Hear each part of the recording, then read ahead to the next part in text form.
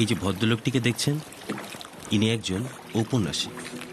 মহাশয়ের নাম হিমাদ্রি রায়। উপন্যাস লেখা এনার পেশা।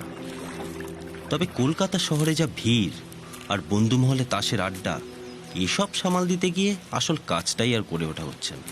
আর যতটুকু সময় একলা হওয়ার পালা, ঠিক তখনই ভদ্রলোকের দু চোখ বুজে আসত। আর এইসব কারণের জন্যেই হিমাদ্রিবাবুকে কিছুকালের জন্যে শহর ছাড়তে হলো। বিদেশ বিভুরে এত চেনা অচেনা মানুষজনের ভিড় থাকবে না বলেই আশা করা যায়। আর সেই সুযোগে একটা বেশ ভালো উপন্যাস তৈরি করে নেওয়া যাবে।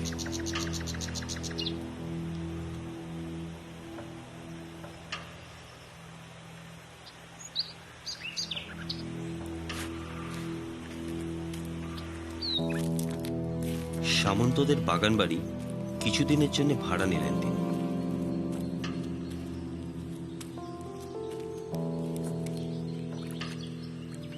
সকালে উঠে চলে আসেন এই নদীর পাড়ে। এখানে বসলে নাকি ওনার লেখায় বেশ মনোনিবেশ হয়। আর বিকালে একা একা হাঁটাহাঁটি করেই কেটে যাচ্ছিল প্রথম কিছুদিন। তাই বলে যতই আমরা মানুষের ভিড় এড়িয়ে চলার চেষ্টা করি না কেন, মানুষের সঙ্গ বিনা মানুষ এভাবে বেশি দিন কাটাতে পারে কি? এই বিদেশ বিভুরে এসে 3 জন মানুষের সাথে বেশ ঘনিষ্ঠতাই হলো। আচ্ছা অমূল্যবাবু, পিশাচের অস্তিত্ব নিয়ে আপনার মতামত কি? পিশাচ সেকালেও ছিল আর একালেও আছে। আচ্ছা, এই পিশাচ সম্বন্ধে আপনার কি ধারণা? পিশাচ এই সম্পর্কে আমার কাছে বিশেষ কোনো তথ্য নেই। প্রেতাত্মাদের কোনো দেহ হয় না, কিন্তু শয়তান প্রেতাত্মাদের আকাঙ্ক্ষা থাকে প্রচুর। কখনো কখনো শয়তান প্রেতাত্মারা তাদের আকাঙ্ক্ষার চরিতার্থ করার জন্য কোনো সুরক্ষিত মৃতদেহের মধ্যে আশ্রয় নেয়। তখন সে মৃতদেহগুলো জীবন্ত হয়ে তাদের পিপাসা মেটায়। এই জীবন্ত মৃতদেহগুলোকেই পিশাচ বলে। ইনি হলেন অমূল্যবাবু। আগে কলকাতার কোন এক নামী কলেজে অধ্যাপনা করতেন। এখন অবসর নিয়ে এখানেই চলে এসেছেন। সারাদিন টুকটাক কাজকর্ম, লেখাপড়া এসবই মজে থাকেন ভদ্রলোক। তবে ওনার এক বিশেষ গুণ হলো ইনি পরলোক তত্ত্ব নিয়ে কিন্তু অনেক কিছু জানেন। বলছিলাম, এই যে আমরা মাঝে মাঝে শুনতে পাই কিছু মানুষ রক্তাল্পতায় ভুগছে অথবা মারা গেছে, তাহলে কি? তো এত সকাল সকাল কি নিয়ে গল্প হচ্ছে? আরে আসুন আসুন আসুন আসুন, বসুন বসুন। ধন্যবাদ। উনি আমাকে গল্প শুনিয়ে আমাকে ভয় দেখানোর চেষ্টা করছিলেন। ও, তার মানে ভূতের গল্প, তাই তো? মিসেস কুমুদিনী চৌধুরী। মহিলাটি বিধবা। এনার স্বামী রেলের এক বড় পদেই কাজ করতেন। স্বামীর মৃত্যু রেল দুর্ঘটনায়, আর তারপর থেকেই মহিলাটি এখানে। ধর্মে খ্রিস্টান, তবে কোনো সন্তানাদি ওনার হয়নি কখনো। তো এত সকাল সকাল এই ভূত প্রেত নিয়ে আলোচনা করতে ভালো লাগে? দেখুন, গল্প শোনানোর যদি হতো তাহলে আমি 4 দেওয়ালের মধ্যে নরম আলোর নিচে বসে বলতাম। এখন আমি যে বিষয়টা নিয়ে আলোচনা করছি সেটার অস্তিত্ব সত্যিই আছে। আর সত্যি ঘটনা বলার জন্য দিনরাত্রি বলে কিছু হয় না। কিসের বিষয়? পিশাচ। আচ্ছা অমূল্যবাবু, আপনি কি সত্যি এই পিশাচের বিষয়টা বিশ্বাস করেন? হ্যাঁ, শুধু বিশ্বাসই করি না, সম্প্রতি আমার অনুমান আমাদের এলাকাতেও পিশাচের উৎপাত শুরু হয়েছে। আপনার এরকম ধারণার কারণ? কারণ এই এলাকাতে মানুষের মধ্যে রক্তাল্পতার পরিমাণ হঠাৎ করে বেড়ে গেছে। আর আমার ধারণা এর একটাই কারণ, পিশাচ। বেশ তো অমূল্যবাবু, তাহলে আপনি এই পিশাচকে বন্দি করার একটা পরিকল্পনাই করুন না। করব, নিশ্চয়ই করব।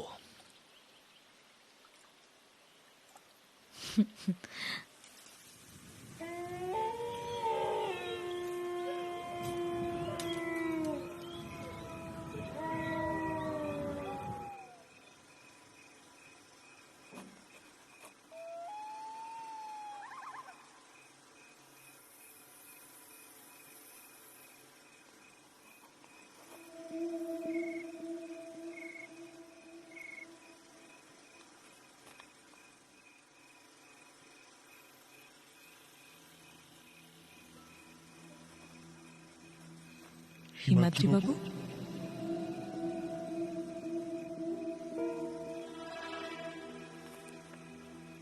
হিমাদ্রি বাবু,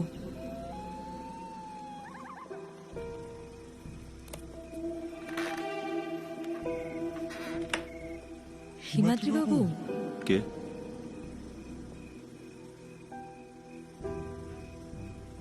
কে ওখানে?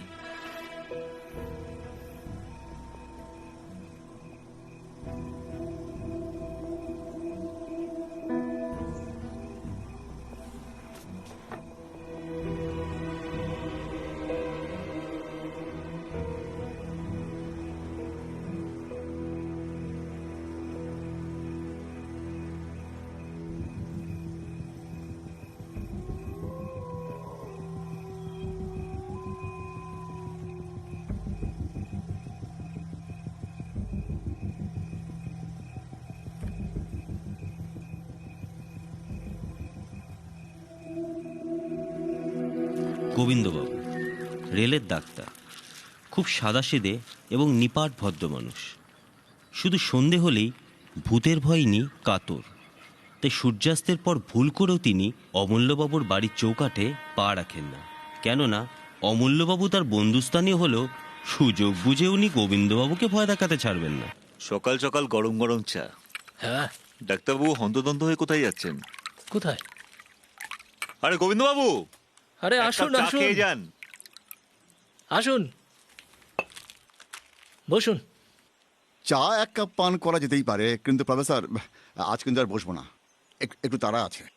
সকাল সকাল এত তাড়াহুড়ো করে কোথায় চললেন? কুমুদিনী চৌধুরীর মালির ছেলের বড্ড অসুখ, বুঝলেন? বোধহয় এই যাত্রায় আর বাঁচবে না। সে কি? কি অসুখ? রক্তাল্পতা, মানে যাকে বলে গিয়ে ওই অ্যানিমিয়া। আচ্ছা ডাক্তার, হুম? এই আমাদের এখানে হঠাৎ এই অ্যানিমিয়ার বাড়াবাড়ির কারণ কি বলতে পারেন? ওই ডাক্তারি পরিভাষায় ব্যাপারটা আমরা ঠিক এখনো বুঝে উঠতে পারছি না। তবে হ্যাঁ, এই বিষয় নিয়ে কিন্তু আমরা প্রত্যেকেই চিন্তার মধ্যে রয়েছি। মিসেস কুমুদিনী চৌধুরীর মালির ছেলে মানে গদাধর, আমি চিনি ওকে। মাঝখানে আমাকে কদিন ফুল টুল দিয়ে যাচ্ছিল, কিন্তু ইদানিং আর আসছে না। এই কদিন আগেও তো আমি ওকে দেখলাম, বেশ সুস্থ সবল মনে হলো। আপনি বলছেন বাঁচবে না? না, অ্যানিমিয়া রোগে তো এত তাড়াতাড়ি এত বাড়াবাড়ি হবে না। এই একবার চলুন তো, হ্যাঁ হ্যাঁ, দেখে আসি। চলুন হ্যাঁ দেরি চলুন, হয়ে যাচ্ছে। দেখে আসি।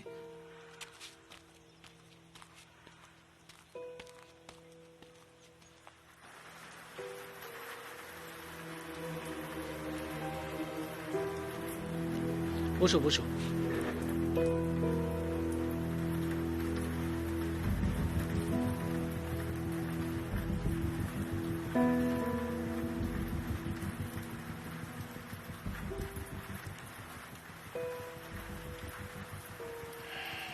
তুমি একটু বাইরে চলো তো।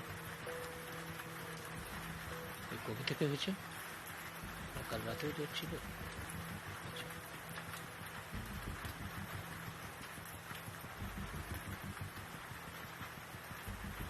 আজকের রাতটা কাটবে বলে মনে হচ্ছে না।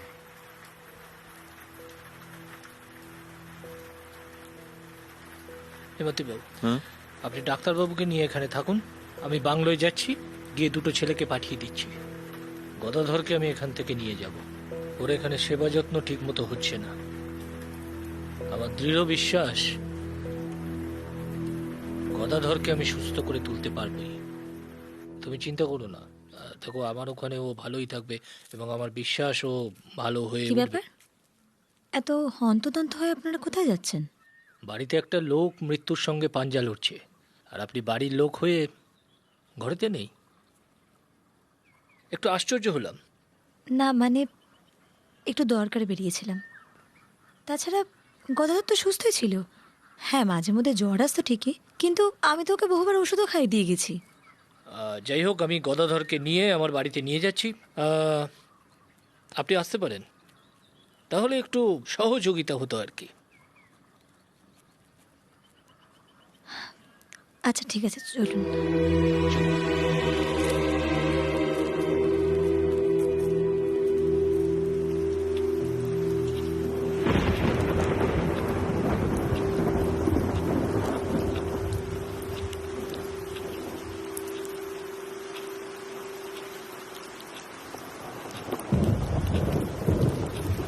কি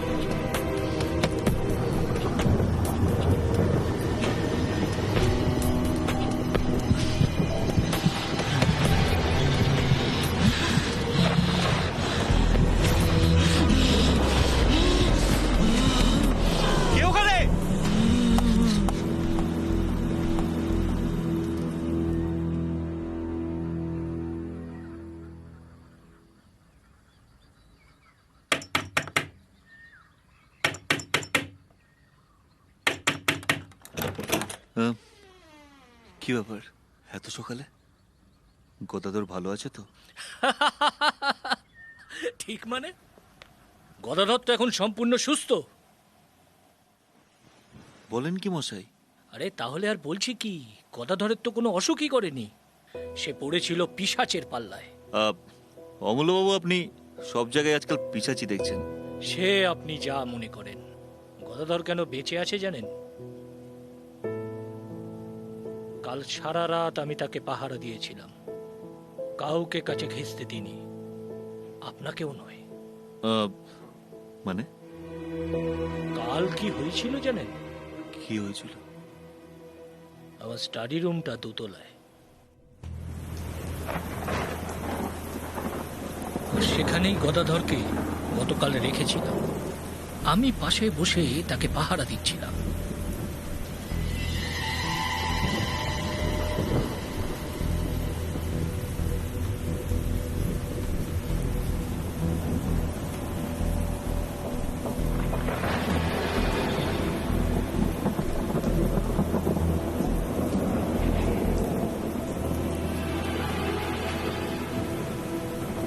হঠাৎ আমার চোখ গিয়ে পড়ল জানলার ওপর। দেখলাম এক নারী মূর্তি দাঁড়িয়ে। আমার দোতলাটা মাটি থেকে প্রায় 20 ফুট উপরে। কোনো সাধারণ মানুষ ওখানে কোনোভাবেই দাঁড়াতে পারে না হিমাদ্রি বাবু। এই ঝলকে ওখানে আমি কোনোদিন বলবো না। তখনই একটা তালা ছুঁড়ে মারলাম তার দিকে লক্ষ্য করে, আর তৎক্ষণাৎ দৌড়ে গিয়ে জানলাটাকে বন্ধ করে দিলাম।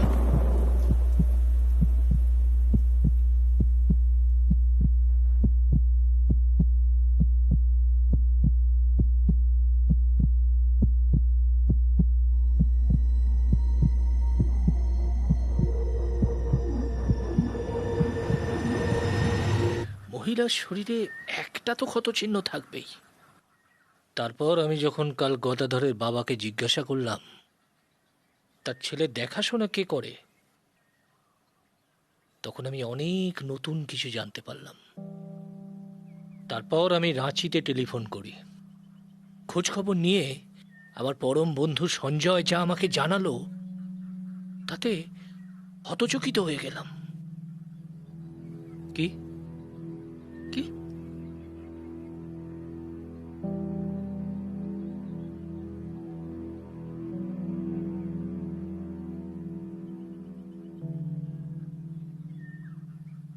ঠিক আছে।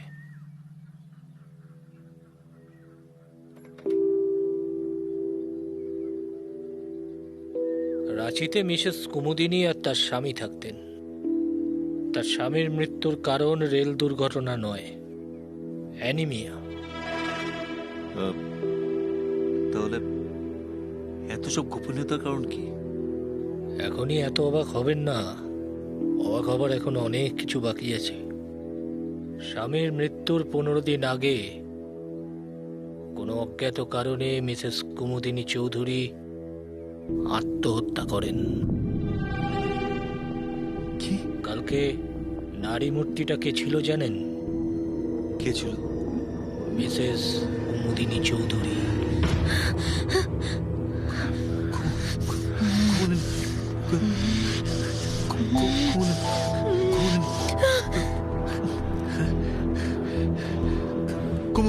হিমাদ্রি! মিসেস কুমুদিনী! কুমুদিনী! হিমাদ্রি, যেও না! কুমুদিনী! মিসেস কুমুদিনী! ওদিকে যাবেন না, ট্রেন আসছে! হিমাদ্রি!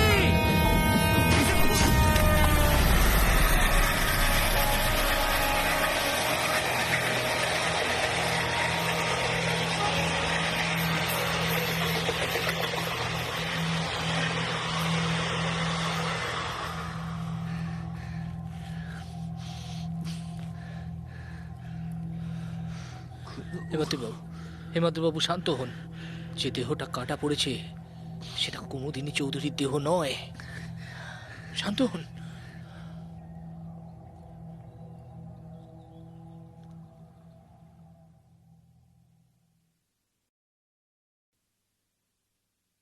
আজকাল আর একসাথে তাদের সেভাবে বসা হয় না বললেই চলে।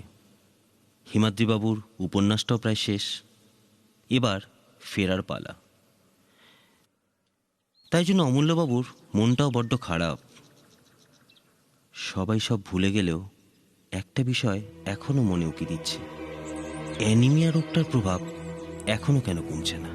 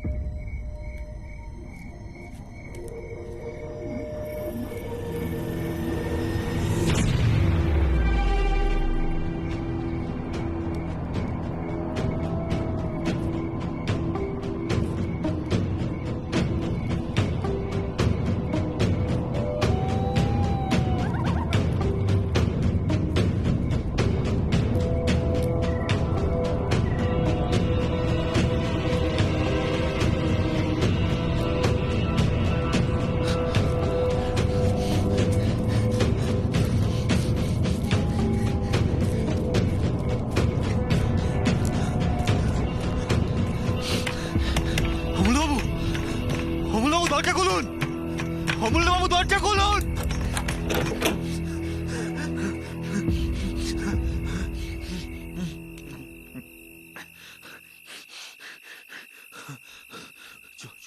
দাঁড়ান, জল খান। আর একটু খাবেন? হিমাদ্রি বাবু, কি হয়েছে আপনার? কি? এইমাত্র কুমুদিনী আমার সামনে দিয়ে গোরস্থানে প্রবেশ করলো। আপনি ঠিক দেখেছেন? যেমনটা আপনাকে দেখছি।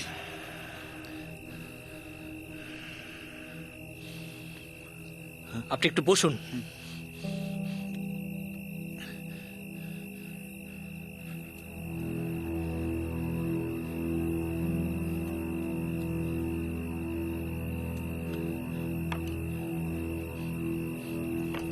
নিন, এটা ধরুন। ধরুন। আসুন আমার সঙ্গে। কি হলো? আসুন, আসুন।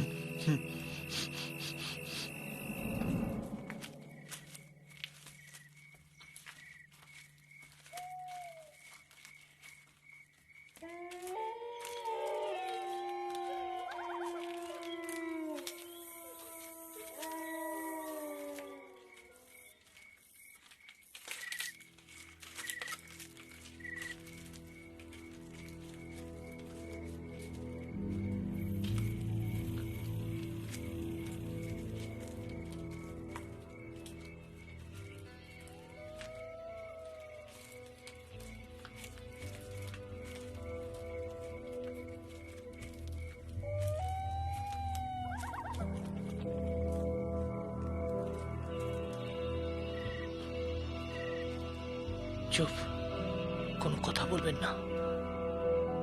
এখানে সব আত্মার ভিড়। এই রাত পৃথিবীর রাত নয়।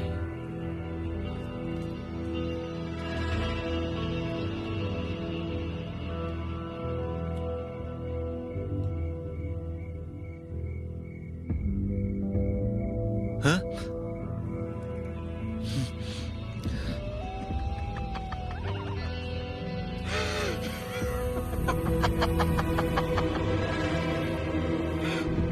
পিশাচের রক্ত খাওয়া আজকের মতো শেষ হলো। আমাদের আমাদের আর কতক্ষণ লুকে থাকতে হবে? পিশাচকে বধ করার একটা নির্দিষ্ট সময় আছে। যতক্ষণ রাতের অন্ধকার, ততক্ষণ ওরা সর্বশক্তিমান। তাই আমাদের ভোরের আলোর জন্য অপেক্ষা করতে হবে।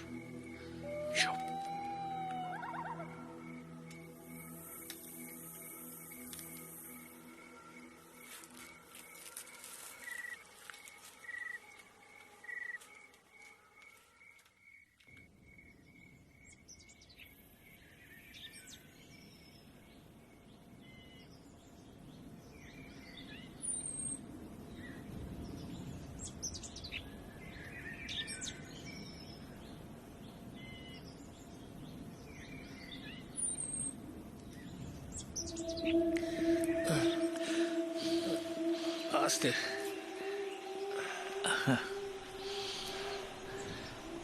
আসুন।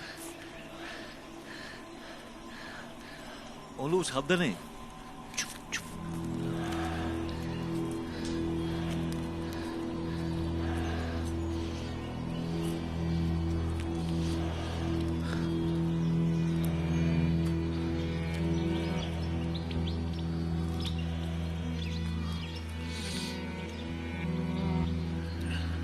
হিমাদ্রিবাবু, আমি মাটি খুঁড়ছি, আপনি তুলুন।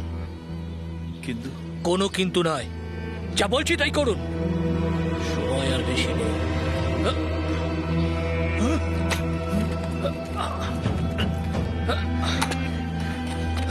সেদিন আমি আমি করছি।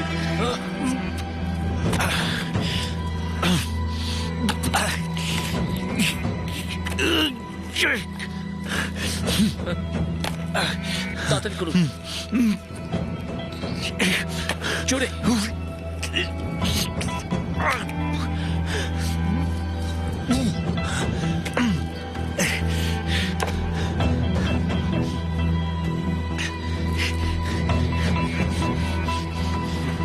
মাটিগুলোকে সরান।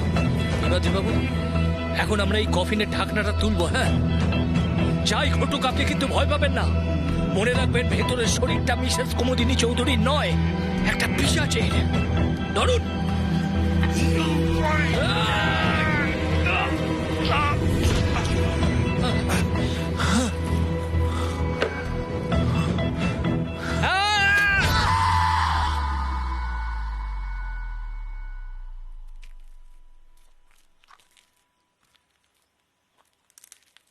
সুপ্রভাত অমূল্যবাবু। ও, আবার কবে আসছেন? তো দেখা যাক। আপনার উপন্যাসটা শেষ হলো? গতকাল রাত্রেই শেষ করলাম। বিষয়বস্তুটা কি? ঠিকই ধরেছেন, বাস্তবের এই অলৌকিক ঘটনাটাকেই সাহিত্যে রূপ দিলাম। তাহলে আপনার মতে গল্পটা এখানেই শেষ, তাই তো? আপনার কিছু সন্দেহ আছে?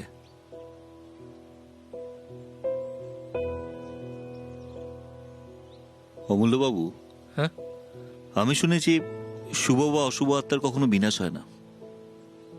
তাহলে কি মিসেস কুমুদিনী চৌধুরীর আত্মারও পিনাস নেই? দেখুন হিমাদ্রি বাবু, কিছু প্রশ্নের উত্তর জানতে নেই, আর কিছু প্রশ্নের উত্তর হয় না। তবে একটা কথা বলতে পারি, পিশাচের আত্মা কখনো কখনো জীবন্ত মানুষের মধ্যেও প্রবেশ করে। তখন সেই পিশাচ আরো ভয়ঙ্কর, আরো শয়তান হয়।